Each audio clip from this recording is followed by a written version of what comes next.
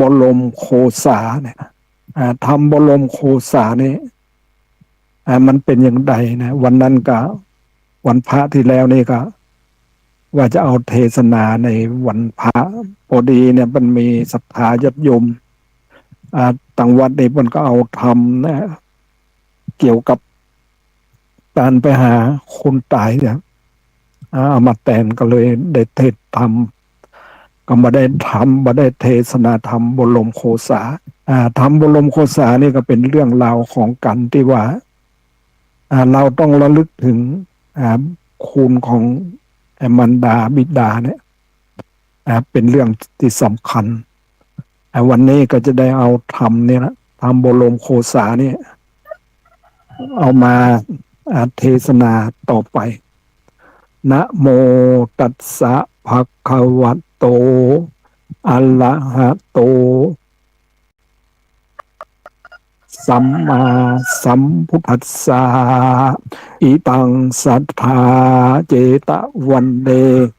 วิหาลันนาโตอภิกขุสัง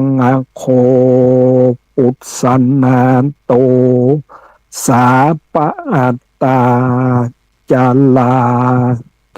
นามะอาโหสิพระพุทธเจ้าแห่งเราโดนประเสริฐอยู่สถิตสำราญในยาป่าเจตวันนาอารามนะเมื่อนั้นเจ้าภิกขุหาตั้งงานหลายก็มาปุจฉาโจตนาซึ่งกันนำไปมาไปมาว่าอาวุโสดูลาเจ้าว่าตั้งหลายส่วนนาว่านางปัตตาจลาได้พัดภาคจากลูกผัวตนและพ่อแม่วันเดียวตายภาคจากกันคนวันนั้นดังบ่มีพระพุทธเจ้าโพดดังอ่านส่วนตนนางก็จักตายไปแถมเล่าอาจารย์และหนอเจ้าภิกขุยังพงเจรจากันไปตันนานแล้วเตอะพระพุทธเจ้าได้ยินด้วยหูทิพย์แห่งตนก็สันเดชเข้าไปนั่งอยู่ตามกลางเจ้าภิกขุตั้งงานหลายก็อยู่อาสนะอันประเสริฐอันเจ้าภิกขุหากปูไว้ด้วยดีพระมุนีตนแก้วรู้แล้วจริงแสงถามซึ่งเจ้าภิกขุตั้งหลายด้วยกรรมว่าโพภิกเขาเวดูลาภิกขุตั้งหลายตุมเหอันว่าสูตันตั้งงานหลายพุทธาพุทธสันนันโตและปากันมาพุทธาโจตนาอายะมะยังซึ่งกันไปมาเยกะถังด้วยกัตถากรรมจาเยื่องอันใด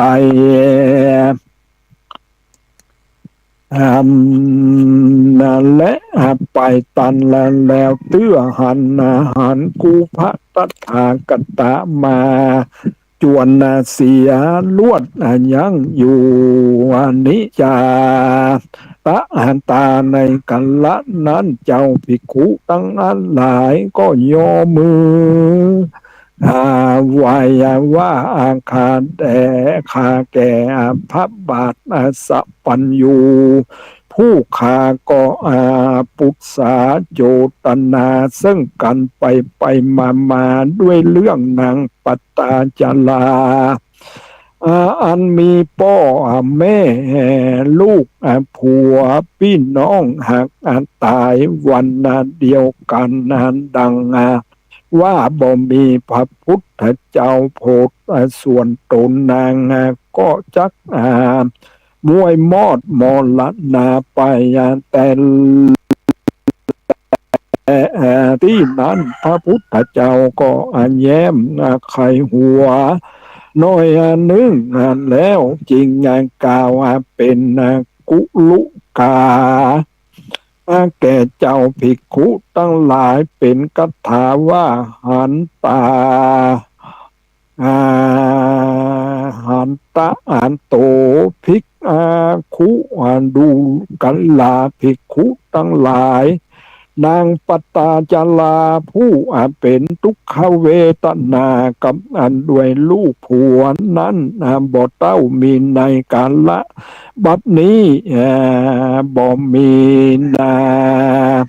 ปุเพปิแม่นในกาละเมื่อก่อนก่อนยังมีและกล่าวเต้านั้นแล้วก็ตุมหิภาวะอยู่บ่ปากเพื่อจักนักใจหาเลสเหตุเจ้าภิกขุเหตุเจ้าภิกขุตั้งหลายถามนั่นแหละตะโตในกัลละนั้นเจ้าภิกขุตนสลาดด้วยโวหารจริงอาคารวายว่าพันเตภาคกวาคาแด่พระพุทธเจ้าตนประเสริฐส่วนว่านางปตาจลานั้นในจตินี้ก็ปรากฏแก่ผู้ขาตั้งหลายแต่และในปุพพจติก่อนก็บ่ปรากฏแก่ผู้ขาตั้งหลายเตื้อขอลาภนาพระพุทธเจ้าตนประเสริฐจุงบังเกิดพระมหากรุณาจุงเทศนาแจงแก่ผู้ขาตั้งหลายเตอผู้คาจะขอฟังบัดนี้และตะโตในกาลนั้นภควาอันว่าพระพุทธเจ้าจริงเทศนาเป็นคาถาว่าโพภิกขเวปุปเพจิอละพะหุปตาจาลาจาโตอุทปติสุนัขขิเตนาลิยังดังนี้เป็นตนและภิกขเวดูลาภิกขุตั้งหลายจุงจักฟังยังนิยายด้วยวิเศษด้วยดังกูพระตถากันตะจักเทศนานี้แจงแก่สูตันตั้งหลายนิเตอดูลาภิกขุตั้งหลายในกันละเมื่อก่อนวันนั้นยังมีเมืองอันหนึ่งชื่อว่าพัลลานสีก็มีและพญาตนเสวยเมืองนั้นชื่อว่าบรมโคสายังมีนางเตวีหักตายเสียก็มีและโกปุลิโสยังมีใจผู้หนึ่งมันไปมันก็ไปฟันไล่อยู่วันออกเวียงที่นานไกลที่นานไกลนักมันก็เลี้ยงมาแม่ตัวหนึ่งอยู่ในไล่ที่นั้นและมันก็จังยังหมาตัวนั้นมากนักมันก็บอกกินข้าวก็บุบตีอยู่ตั้งวันบอกขาดกันว่ามากันว่าค่ำมาแล้ว มันก็ปลดคันนั้นได้เสียให้หมาตัวนั้นอยู่ไปลุ่มมันมักไข่เสือแผ่วเอาไปกินเสียนั้นและอัปปะอาลาภาเกโสสุนักขีกับพระอัปปะอาตะอันเนอโหสิตะตาในกัลละนั้นสุนักขีอันว่าหมาตัวนั้นก็ทันลงกับพระแก่มาแล้วมันก็คันเองใจว่าโห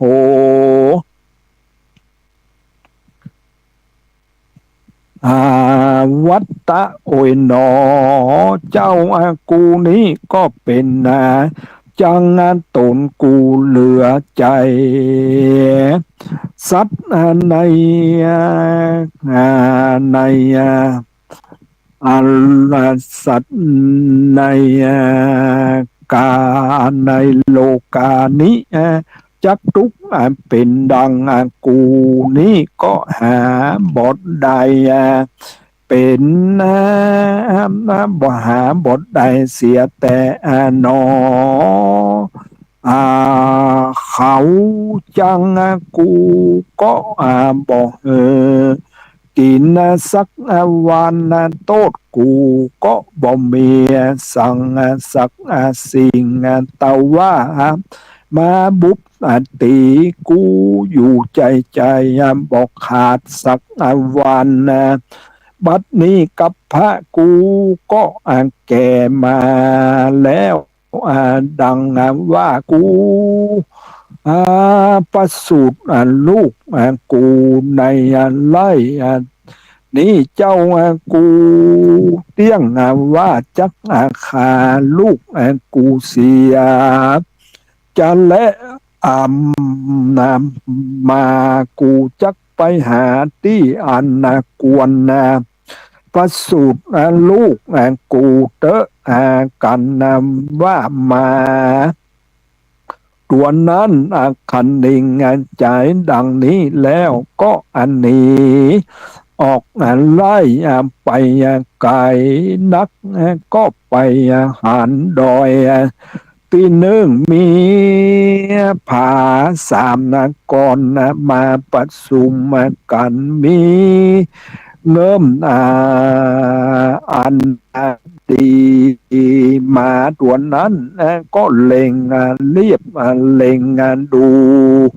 ก็หันว่าดีแล้วก็จะเข้าไปประสูติลูกที่นั้นก็มีและตะมัดถังประกาศสินโตพระสัทธาสัพปัญญูลิพระสัทธาสัพปัญญูลิโลกโพธสัพปะสัตตาก็จักเทศนายังอัฏฐบาลีบทอันหลังอันนั้นมาแจงจริงแสงเทศนาสัมพุทธกัตถาสุนักขีสุนักขีนิมามานังกับพระนะเตวนาเตวะอนาลิยังตังติเสลังดังนี้ภิกขเวดูลาภิกขุตั้งหลายในกันละเมื่อมาตัวนั้นประสูติก็บังเกิดใดลูกเป็นโคนสองคนเป็นผู้หญิงตั้งสองหันและสาร สุนัขขี่อันว่าหมาตัวนั้นนะก็หันอย่างนะลูกเกิดมาเป็นโคนนะดังอานาปะอาสาจิโตก็มีใจจมชื่นยินดีมันนะก็ไปแสวงหาลูกไม้อันนะหอมหวานนะมาหม่ำนะใส่ปากเฮือลูกกินก็มีและจับลางวันก็อันลักไปสู่เมืองโคนตามกำลังแห่งตนกันนะว่าไปหารตั้นตักข่าวก็ดีตั้น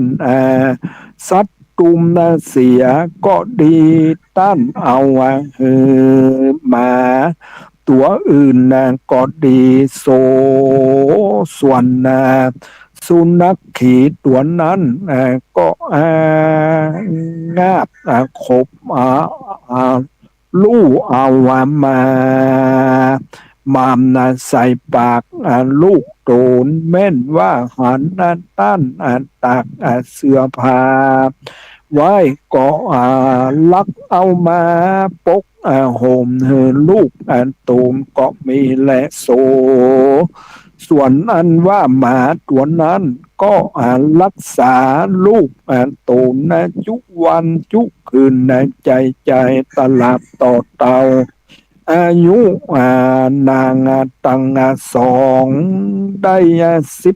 15 ปีก็มีและกันว่าหมาตัวนั้นไปหากินอาหารในป่าไปพบใส่ขี้เพิงขี้ยาเขากวางนอนแลดงาจ้างก็ดีก็กล้าเอามาไว้ลูกแห่งงานโตนก็มีและโสส่วนอันว่านางตั้งสองกันนะว่าใหญ่มาแล้วก็รู้ภาษาแห่งโคนอันนา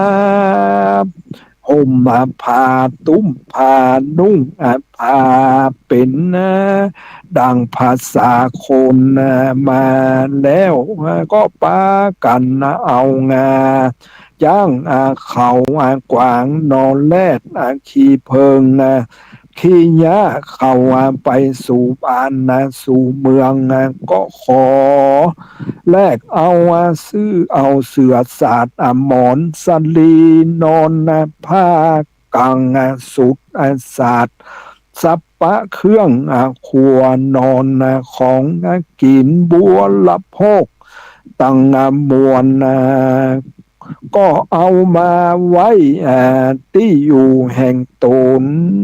บอกกะนะนาสังขยาอันใดและเขาแม่ลูกก็ปากันแปลงตุบอยู่ที่ตีนดอยที่นั่นตามสุขแห่งตนก็มีและตะมัดทางปากกาเซนโตพระอติโลกาสากยราชจักเตสนาบุพชาติปังหลังมาแจ้งจริงแสง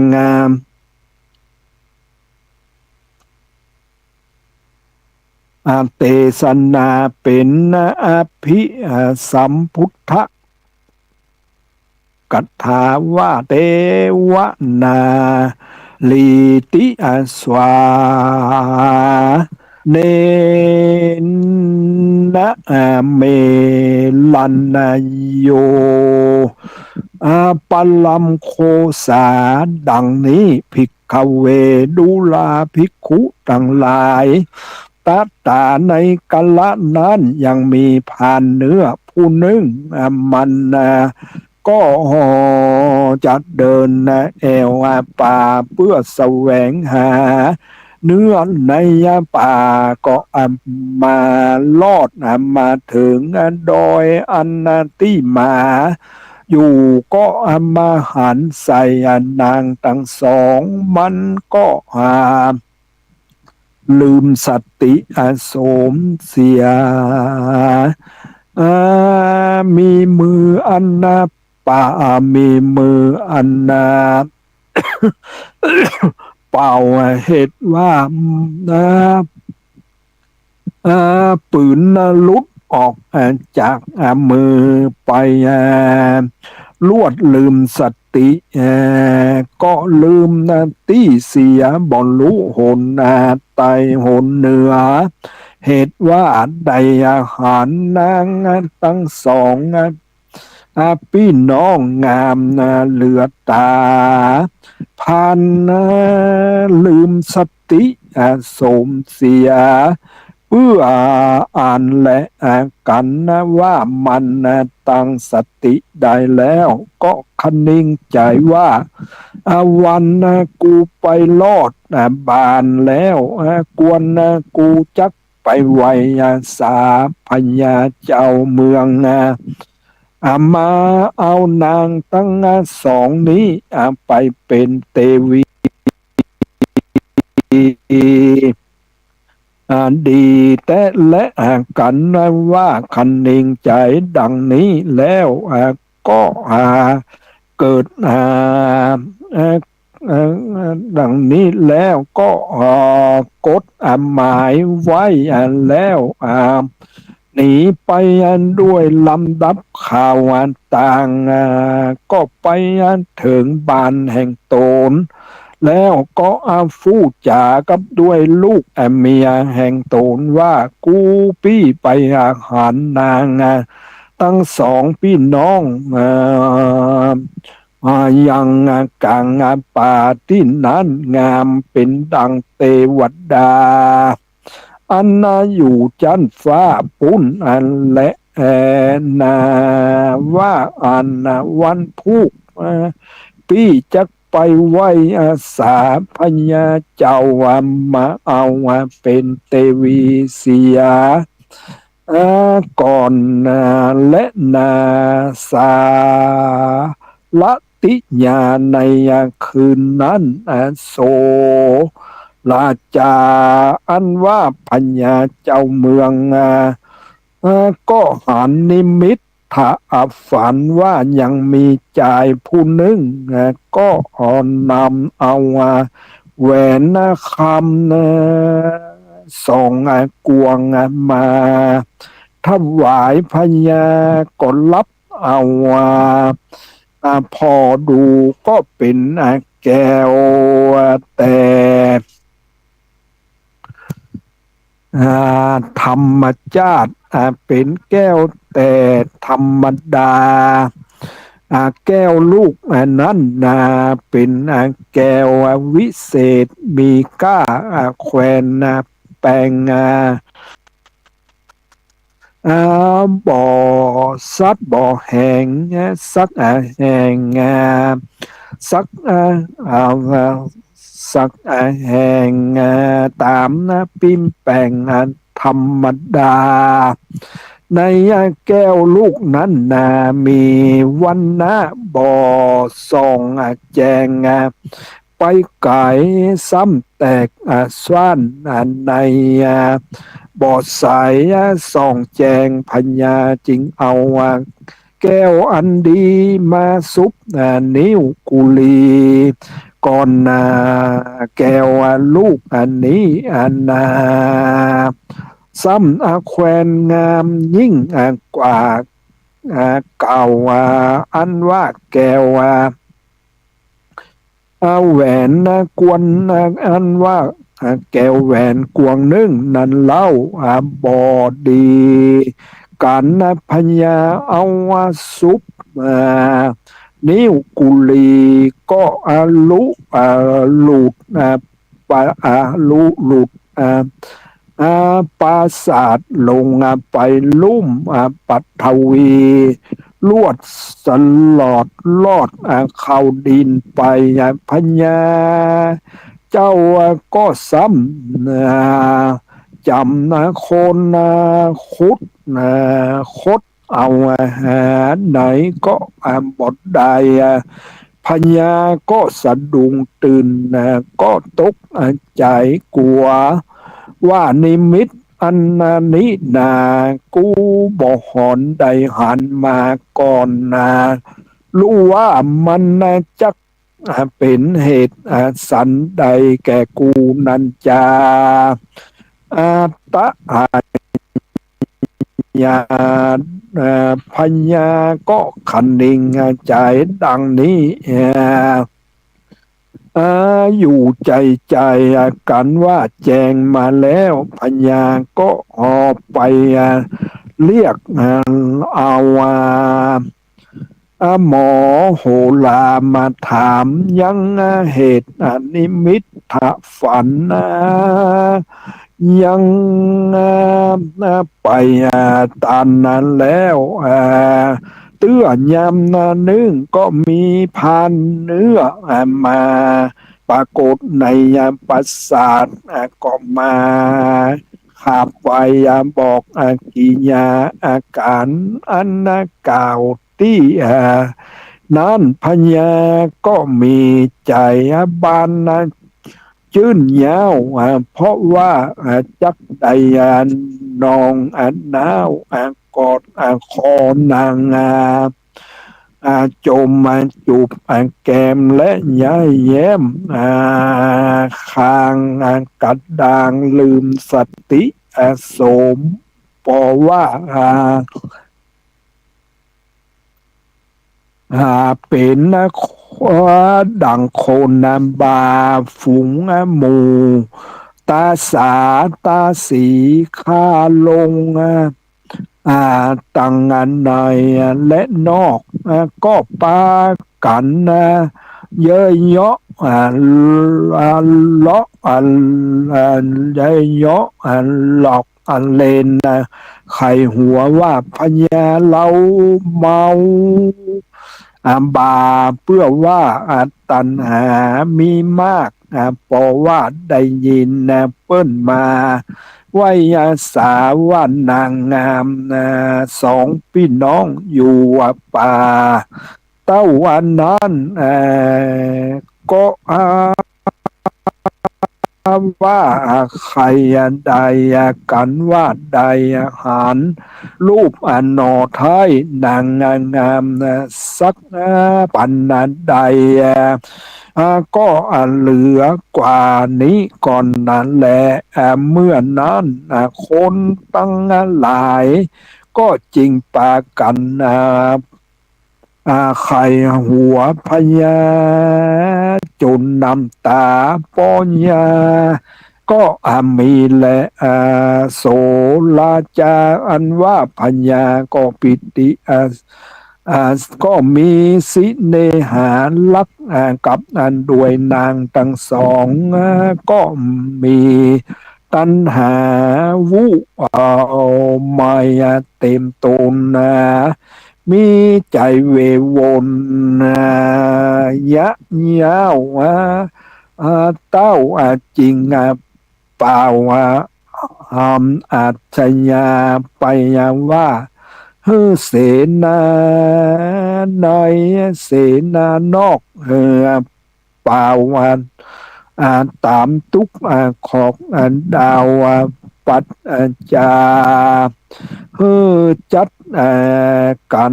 มาในวันนี้วันพุกกูจักไปสู่ป่าพระนาลายเถื่อนทองกูจักไปนำเอาวันสองหน่อแก้วนางน้องมาเป็นเตวีสู่เลือกเอาจ้างมาอันนั้นที่ดีมีอันที่ดีแต่ธรรมดาธรรมชาตินำมาที่มีมา นำมาที่มีมาแต่ก่อนจักจัดกันมาอย่ายุดอย่าย่อนอย่าพรเสียได้สิบ2โคเพนีตานวันนี้รีบเตอถึงวันพวกเราจะไปสู่เพียวหนต่างแปลงผ่าแปลงตำนานหนักที่เราจักไปยังที่เราจักไปยังเตมักมอกดานสิบสองมักที่เตมอกดานสิบสองแปลง12แปลงเป็นเกณฑ์กันหลายหมู่ผัวบ่อยู่ก็เมียไปเตเปิ้นเฮยการพญาต้องอาจยาดังนี้แล้วก็ลุกนั่งนอนยืนเตียวไปมาเป็นดังจักได้หันนั้นนางนาลีนาดน้องจักได้มา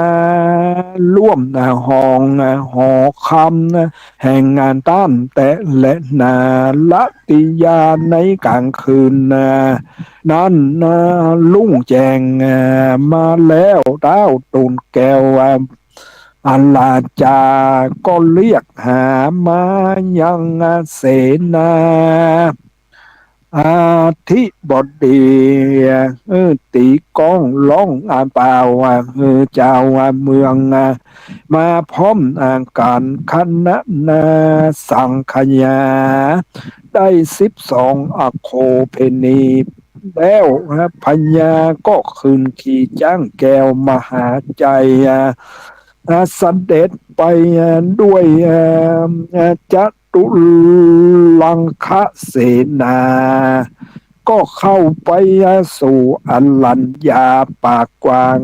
ไปได้3 วันจริงรอด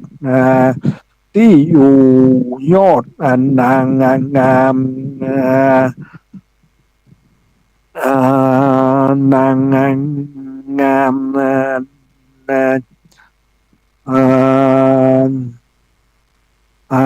จะนางงามอังเจ้าแม่บัดนี้กูจักแห่เอาเมื่อนั้นเต้าก็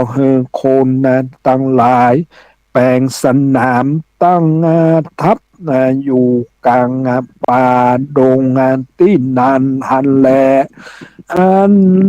เมื่อนั้นผ่านป่าจริงไวสาพญาว่าคานแด่มหาราชเจ้า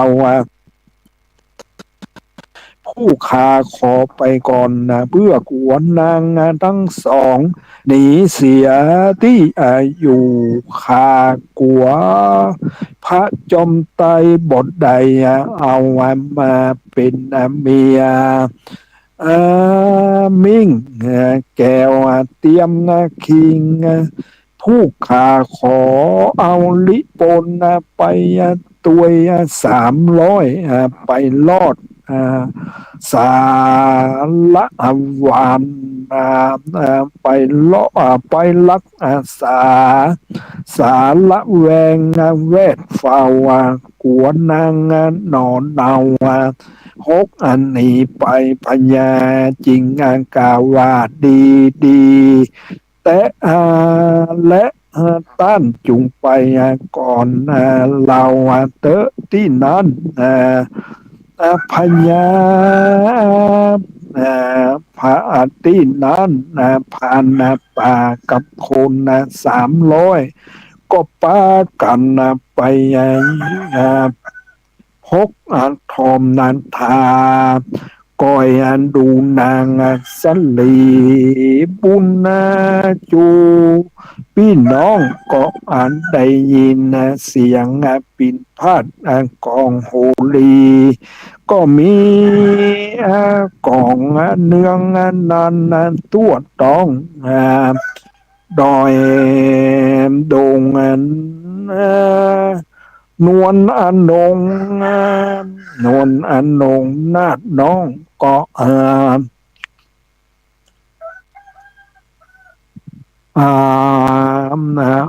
ก็เหวหาวก็ป้ากันอ่ามก็ปากันขึ้นสู่ผาก่อนที่ไปบน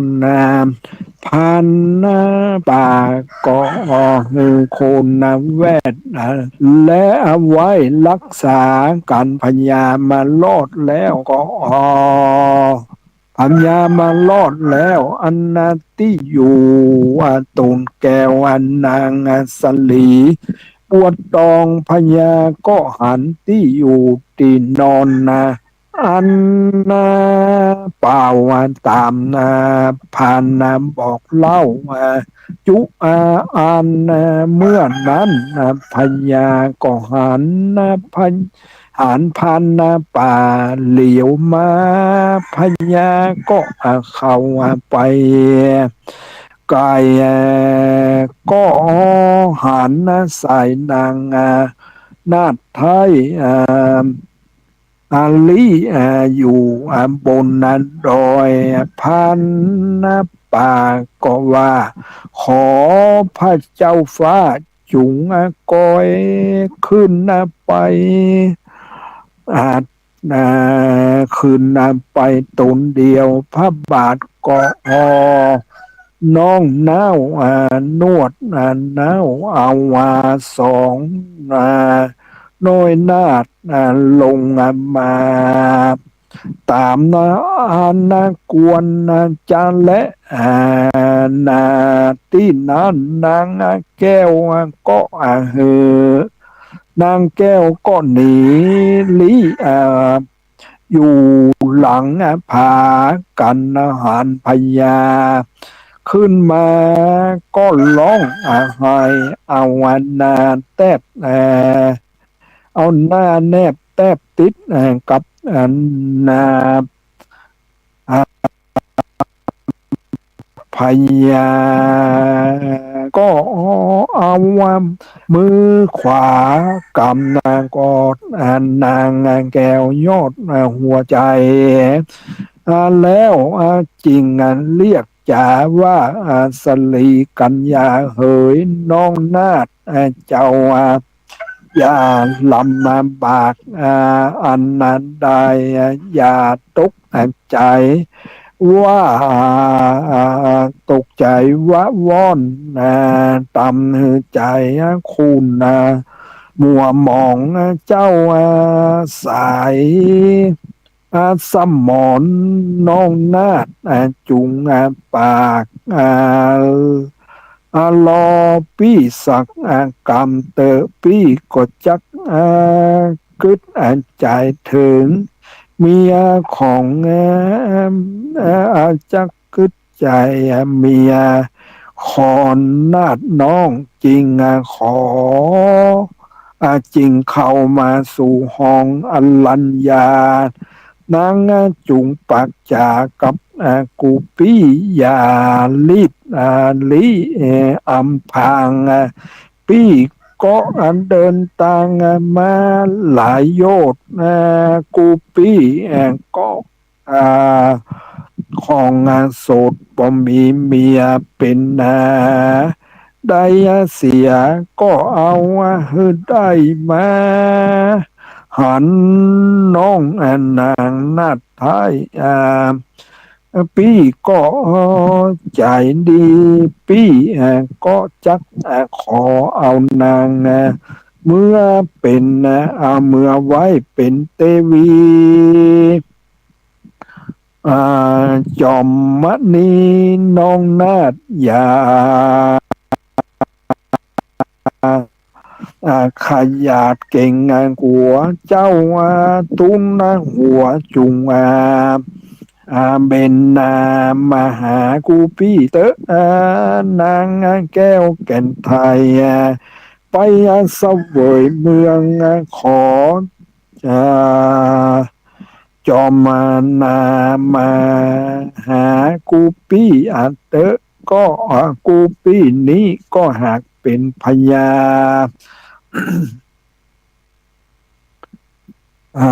เป็นพญาเสวยเมืองเสวยลาดขอนางแก้วน้อยนาดแห่งปี้ยันใดกัวปี้จักเอาเจ้าตุนเอาเจ้าทุนวันนี้ถึงถูกจักเอาไว้ผูกวันนั้นก็ปี้ก็บอกปี้ก็บอกปึงใจปี้ก็กึดถึงอยู่ใจใจกึดถึงนางแก้วแก่นนันท้ายไปเสวยเมืองขอจอมบุญเรืองน้องปี้จุงไหวนามาหากูปี้เตอะเจ้าหัวใจปี้เหยสิติอากาส่วนว่านางผู้ปี้นั้นกันมันหันพญาขึ้นมาหาก็มีภาษาก็มีมายาใจม่อจริงไอนาล่อพญาอยู่หันและส่วนว่านางสลีบัวตองผู้น้องนั้นก็เอาแนบแต่เอาไว้กับผาก็คิดก็คิดใจหาสุนัขขาแม่มาอยู่ใจใจบอกปากบอกจากับด้วยพญาสักกามหันแล